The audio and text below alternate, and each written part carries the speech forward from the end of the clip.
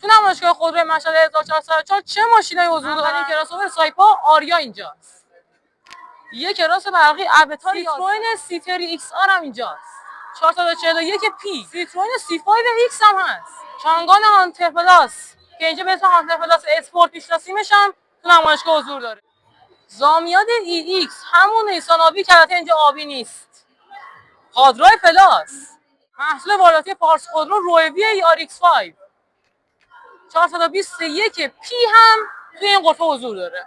چانگان یونیکی جذاب هم توی این غرفه حضور داره. شاهین آپشنال که توسط خود سایپا آپشنال شده هم تو غرفه ماموت‌خورو چه ماشینایی داریم؟ فولکس واگن تیگوان ال پرو رو داریم، RS HM5 رو داریم، اون طرف فولکس واگن تیراک رو داریم. ماشینای جذابی میشه گفت. RS HM7 هم هست. اکودای E7، لوکانو L7 و لوکانو L8 هم هست. توی غرفه شتابران خودرو تانک 500 قوی رو داریم، لیو موتور T03 برقی رو داریم، تانک 300 تیون و تانک 300 معمولی اون قرمز هم داریم. مکسوس استار اچ هم همینجاست. بولادری محصولی که دیشب توسط سروش موتور معرفی شد. مداد رنگی‌های خوشگل امجی هم تو نمایشگاه حضور دارن.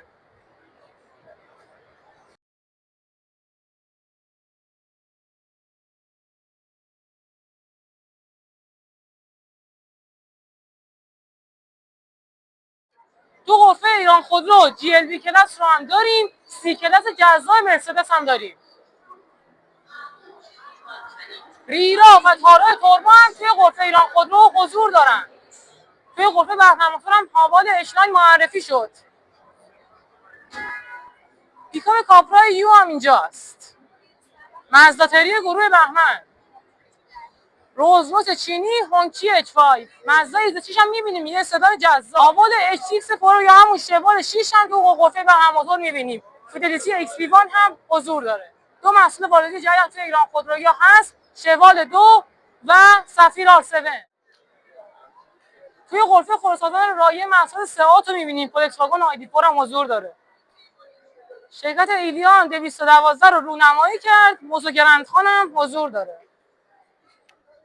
جناب پلاس لیموزین هم توی حاشیه نمایشگاه بود به لطف نمایندگی زحمتکش. محصول جالبی شد به نظر من. به نظر شما بهترین ماشینی توی نمایشگاه مشهد 1404 چه ماشینی بود؟ حتما نظرتون رو برامون کامنت بکنید.